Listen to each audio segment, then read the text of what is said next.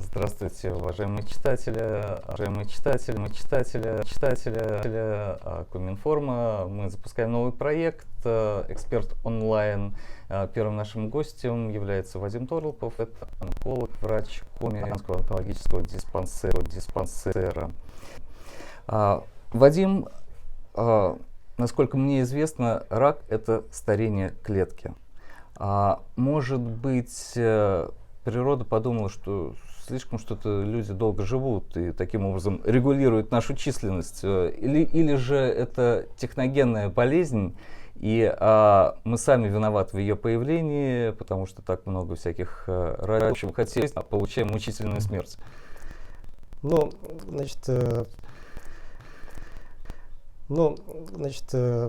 В отношении первой части вашего вопроса я бы не стал отождествлять рак и старение клеток. Скорее, рак – это следствие старения клеток во многом. Не во всех случаях, конечно, но во многом.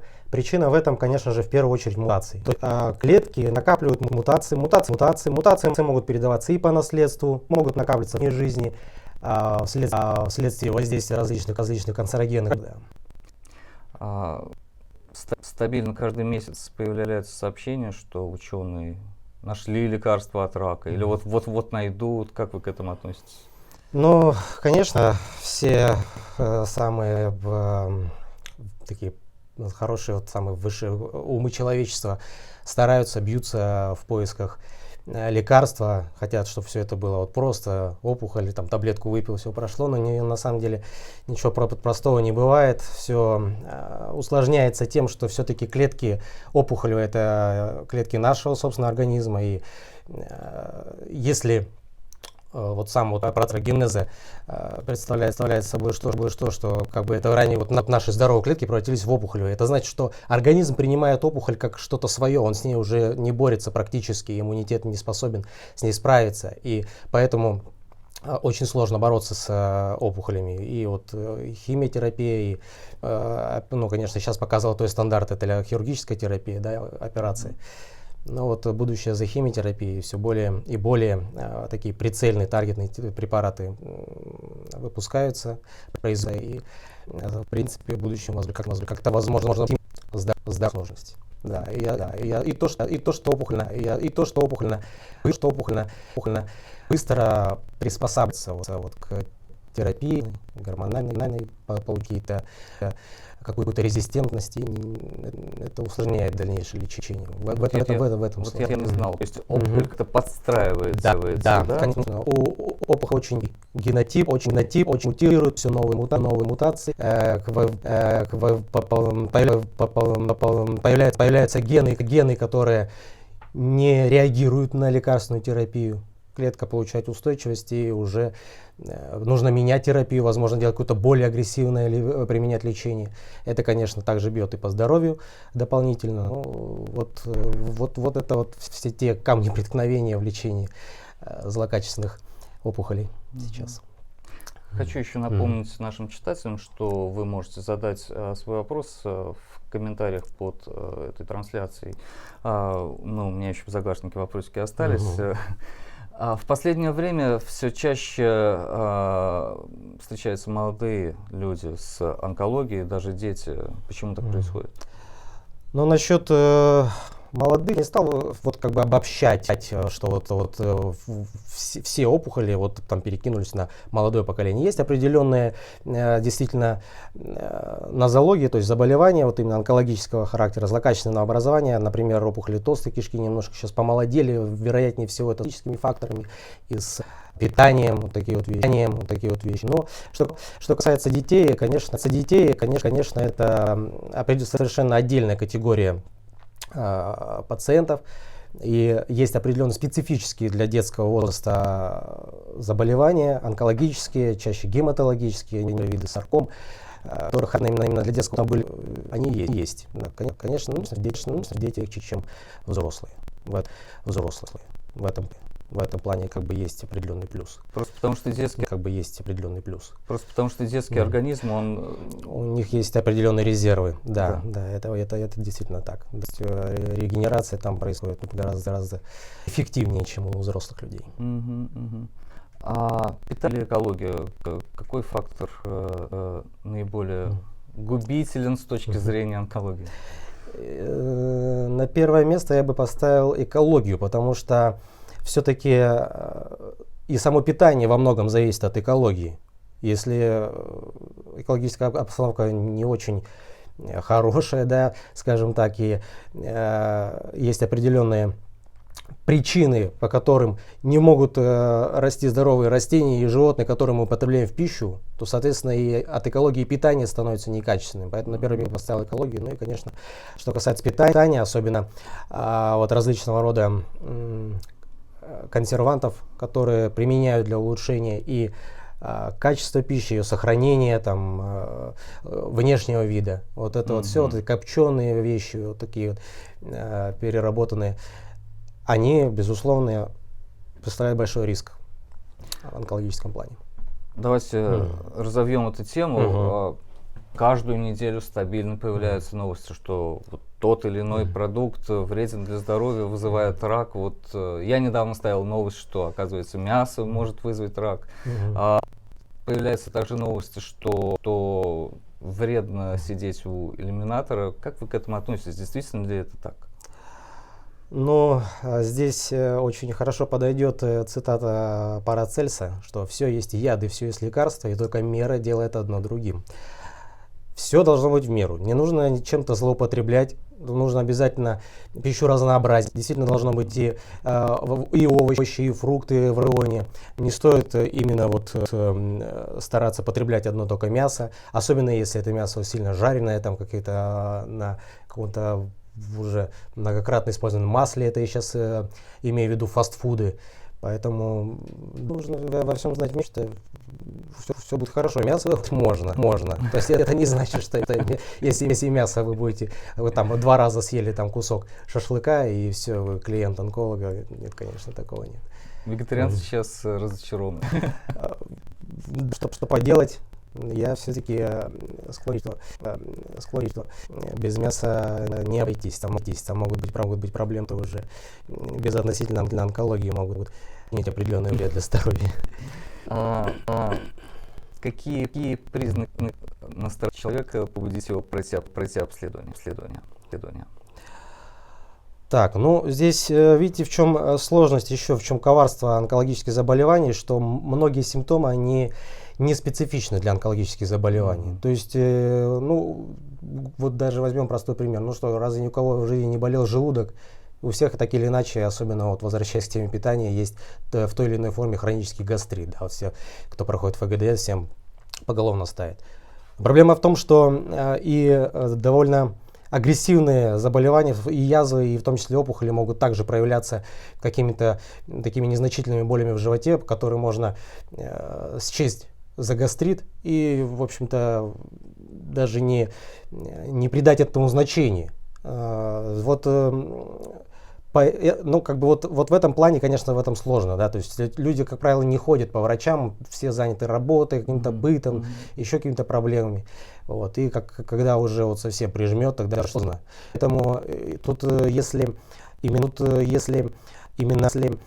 именно говорить о том, на что стоит обратить внимание, то какие-то хронические вещи, какие-то хронические боли, если мы говорим о внутренней, вот нет, на поверхности находятся, да, не на коже, там, их нельзя прощупать, потрогать, увидеть. Если вот именно со стороны внутренних органов, то какие-то вот длительная хроническая анемия, да, имеет смысл проверить, там, толстый кишечник, сдать анализы крови. Если длительно болит там желудок или в верхней там части живота, да, эпигастрий, тоже имеет смысл сходить к врачу и пройти обследование. Не стоит недооценивать, потому что зачастую к нам отправляют пациентов, которые замечательно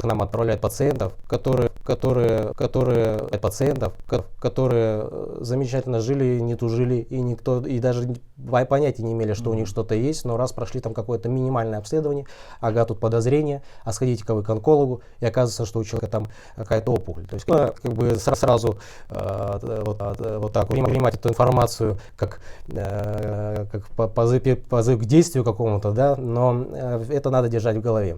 Об этом не забывать. Потому что есть люди, которые до последнего ждут и приходят с огромными опухолями, которые лезут и говорят, вы раньше почему не пришли? Говорят, говорят, ну вот пришли, говорят, ну вот я думаю, что кто пройдет. Вот есть такая категория. Если говорю, людей, камчик витают в итоге две крайности, и вот ними нужно где-то примерно. И вот ними нужно где-то примерно посередине действовать. Вот поступил вопрос от нашего... Начну. В школе я поступил в медицинский класс с углубленным изучением химии и биологии. В общем-то, я всегда с детства планировал стать врачом. Почему-то, несмотря на то, что у меня достаточно много хобби, в которых я мог бы себя реализовать, в общем-то, но тем не менее, медицина мне поступил в медицинский класс с углубленным изучением химии и биологии. В общем-то, я всегда с детства планировал стать врачом. Почему-то, несмотря на то, что у меня достаточно много хобби, в которых я мог бы себя реализовать, в общем-то, но тем не менее, медицина мне ближе всего. Я поступил в Кировский государственный, здесь я проучился, очень замечательно, потрясающий лон. Хотите знать, которые они меня в дальнейшем проходил интернатуру по онкологии. В 2011 году я закончил, получил диплом и с 2011 года республиканского английского дисплея, вот закончил сертификат онколога, я и тружусь на благо, так сказать, здоровья граждан республики. Почему именно онкология? Ну, как-то это очень интересно. Вот все онкологи сейчас такая активно развивающаяся отрасль. И хотелось бы, в общем-то, своими глазами видеть, когда наконец наступит тот день, что онкологические заболевания, ну, если не там на запущенной стадии, но выздоровленных людей, которые, в общем-то, наверное, так устроено. На место придет что другое. Ну, я поголос, всех места пусто не бывает. Придет что-то другое, будем бороться с этим. Медицина на месте не стоит. Философский вопрос. Доводилось говорить с пациентом, неутешительный диагноз, что? Будучи врачом поликлинического отделения, то есть это отделение именно диагностическое, по постановке диагноза, то я именно стою на том рубеже, когда человек этого диагноза не знает и когда ему этот диагноз нужно сказать. Да, конечно, каждый день я говорю людям о том, что у тех или иных людей выявлено злокачественное заболевание. Ну, конечно, тут, безусловно, должна быть определенная доля такого тонкого подхода. Надо людей чувствовать информацию достаточно деликатно, чтобы их не испугать, чтобы их не шокировать, чтобы дать им надежду и возможность принять этот диагноз и начать до конца, чтобы пройти этот путь. И был шанс на выздоровление. До сих пор. Дети были? Я взрослый онколог. Все-таки есть определенное деление, есть онкологи детские и взрослые. То есть я работаю именно со взрослым населением, но я и заканчивал вообще-то лечебный факультет, который предполагает работу со взрослым населением. Иногда приходилось плакать? Так, я расстраиваюсь, но вот до слез, чтобы таких не доходило. Все-таки надо стараться тоже. Пациент смотрит на врача, смотрит на его реакцию. Не стоит тоже расслабляться, потому что потом пациент начинает, если, например, расплакаться при пациенте, то что может пациент подумать, да, то есть, что все, уже финишная прямая, ну что это за дела? Нет, нужно вот именно достаточно рассказать человеку о его состоянии и вот вселить в него уверенность. Надо самому быть уверенным человеком для этого. И для того, чтобы эта уверенность была заразная, чтобы человека этой уверенностью вот так вот заразить и дать ему вот этот вот потенциал для дальнейшего лечения. Вообще от человека сколько зависит от активного, то есть он способен победить эту болезнь? Конечно,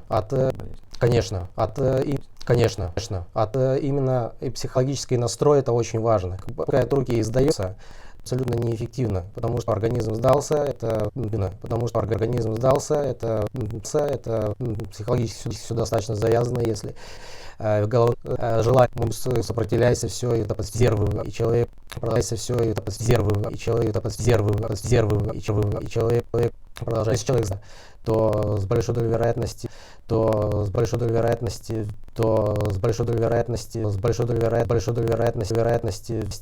тут сделать ничего нельзя. Тут, конечно, нужно уже именно начать сначала с головы, а потом уже лечить тело. Как выглядит нормально? В сравнении с другими регионами выглядит достаточно неплохо. Конечно, она и не аутсайдер. То есть есть регионы с гораздо более плохой статистикой логической. Это вот Краснодарский край, такие регионы, там обстановка похуже. Но мы не. В лидерах традиционно Чеченская республика, Ингушетия, Дагестан. Если задаваться вопросом, почему именно так, то что приходит на ум, наверное, это низкое употребление в этих республиках, лидера которых низкая заболеваемость, низкое потребление алкоголя на душу населения. Возможно, да, потому что действительно есть на первом месте все-таки в качестве факторов, если мы не рассматриваем наследственность и старость, а именно определенные моменты, то курение, алкоголь, вообще все серийные привычки, которые низкая подвижность, гиподинамия, ожирение. Кстати, ожирение это в огромном количестве заболеваний сейчас фигурирует ожирение, в том числе онкология, да. Что тут надо. А вы сами раза в неделю надо быть примерно себя, для друзей, для пациентов, для всех. Сейчас проект здравоохранения направлен, региональный проект, да и в общем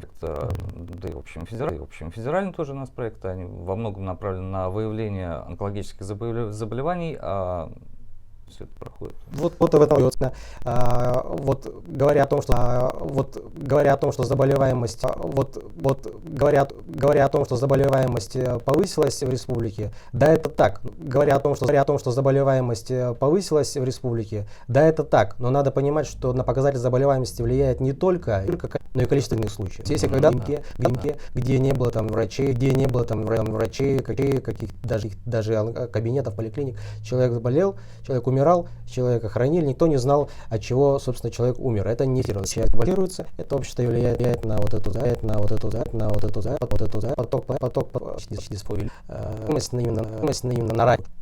именно на рак.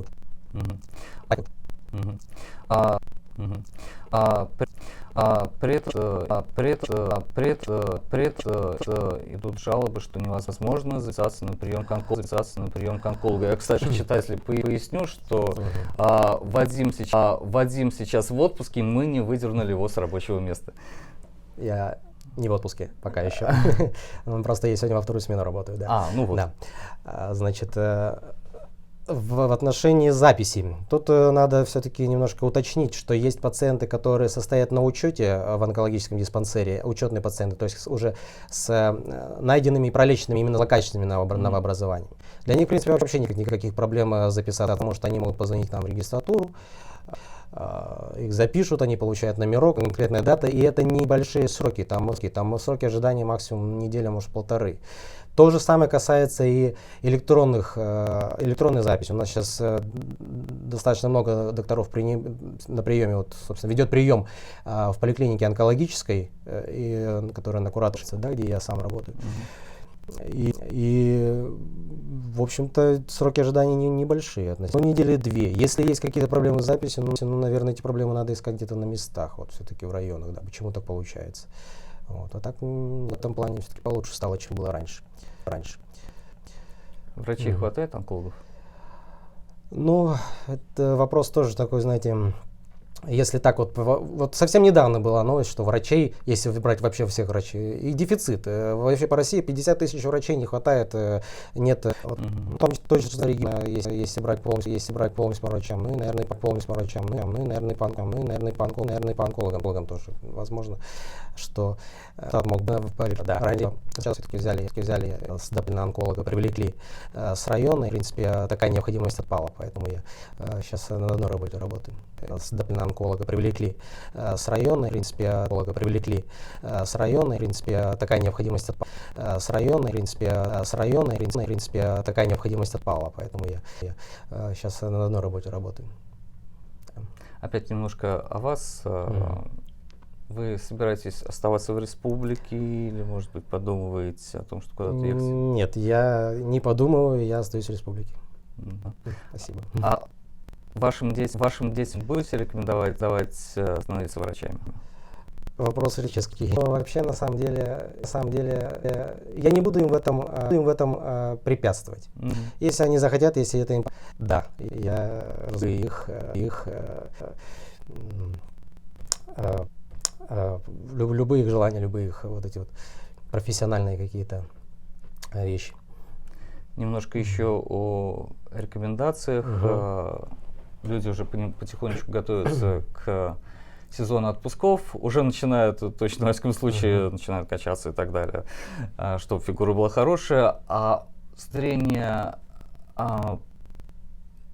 развития да, потенциальной опасности, вот это будут солнечные ванны, что вы можете посоветовать? Надо использовать крем и прочее. Обязательно надо использовать защитные крема. Сейчас вот меланома за последние несколько десятков лет очень сильно выросла заболеваемость по меланоме. Это связано с тем, что действительно стали доступны южные все туристические поездки, риск развития меланома вообще-то одна из самых злокачественных опухолей, очень сложно лечится, очень быстро и часто рецидивирует, дает метастазы и вообще-то является одна из самых злокачественных опухолей, очень сложно лечится, очень быстро и часто рецидивирует, дает метастазы и вообще-то является причиной. Поэтому обязательно надо защищать от ультрафиолета, причем от любых его источников, это не только солнце. Солярий посещать противопоказано. Ну и, конечно, сейчас очень ранен. Это обязательно тоже нужно отметить. Вот этот маникюр, гель-лак, который сушится ультрафиолетовыми лампами. Надо понимать, что это тоже определенный риск. Да. Так, ну, напомню, что вы можете вопросы.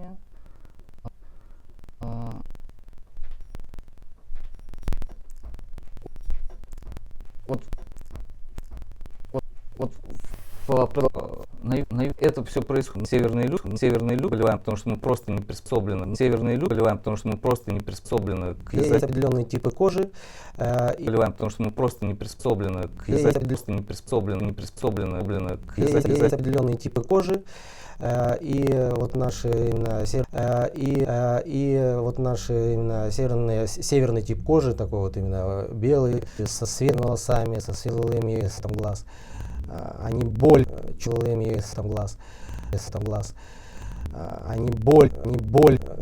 чувствительны к ультрафиолету, чем люди вот южных стран, это действительно правда. Особенно, конечно, стоит указать, вот на что людям стоит обратить внимание в плане риска от ультрафиолета. Если на солнце кожа краснеет и болит, это ожог первой степени ультрафиолета, это значит, что кожа не приспособлена к ультрафиолету. И не надо через силу. Многие думают, вот я сейчас покраснею, там кожа слезет, и сейчас будет гар. Ничего подобного, это самый настоящий ожог. А ультрафиолет, этот ожог не проходит без... То есть ультрафиолет, как опять-таки возвращаясь к теме мутации, он разрушает, заставляет мутации и количество это может вызвать аному. Когда особенно у детей. Даже есть определенная статистика, что если ребенок статистика, что если ребенок получил солнечный ожог в детстве, там, ну, в возрасте там, до 15 лет, грубо говоря, то риск развития меланомы возрастает в 2 раза в будущем. Давайте ответим на вопросы наших читателей. Конечно. Екатерина Райт интересуется, как выявить рак на ранних стадиях, если при диспансеризации врачи просто ставят галочки. Можно самостоятельно сделать анализ? Насчет галочек сказать не могу.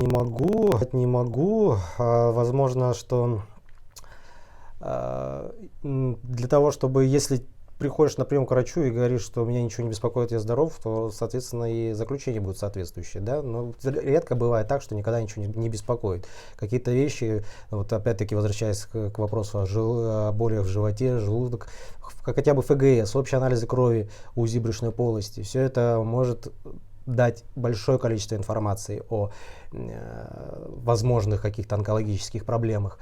В том числе и, конечно же, если вот девушка, да, спрашивает, это обязательно надо проходить профилактический осмотр у гинеколога. Их нельзя пропускать. Все вот эти вот онкологические, большинство подавляющее онкологических заболеваний женских половых органов выявляется на профилактических осмотрах. Опять-таки, если женщина старше 40 лет, тогда маммография 1 раз в год. Ну и УЗИ молочных желез, там опционально, если есть какие-то жалобы. Выявлять на ранних стадиях заболевания видимых локализаций. Это тоже надо, в общем-то, это может сделать и сам человек. Если у человека появляется какое-то уплотнение, какое-то образование под кожей или в молочной железе, или какой-то подозрительный невус, родинка на коже, которой раньше не было, которая очень быстро меняется, которая там черного цвета, там, с какими-то неровными краями. Конечно, надо сходить сразу же в поликлинику и показать это специалисту. Не стоит открывать интернет и искать диагноз там, потому что тут ведь мало найти информацию, надо ее правильно интерпретировать, а сделать это сможет только соответствующий специалист. И второй вопрос от Екатерины. Рак чего самый популярный в коме? Если брать по обоим полам, и мужской, и женский, то, в общем-то, коми не отличается от России, Россия не отличается от мира, это рак легкого. Если брать именно по конкретному полу, то у женщин это рак молочной железы, у мужчин рак легкого, опять-таки. Вот это вот наиболее такие... Это курение, это выхлопные газы? Все вместе, да. Зачастую вот именно на легкие влияют вот эти вот полютанты, да. Ну, в числе курение, конечно, вредные привычки. А, кстати говоря, стоит сказать еще, что курение в совокупности с алкоголем еще больше, в разы повышает риск развития многих злокачественных заболеваний, особенно рак вот ротоглотки, вот, и полости рта. Да, есть такое наблюдение, есть такие исследования. Я вот об этом не знал. Жанна Якоб интересуется, у ребенка по телу очень много родинок, и они еще появляются. Почему и что делать? Ну, видимо, опасается. Да, во-первых, если у ребенка есть такая тенденция к образованию новых пигментных неусов на коже или родинок, конечно, нужно защищать его от солнца, от ультрафиолета в любом проявлении, как я уже и сказал. И за ними нужно наблюдать.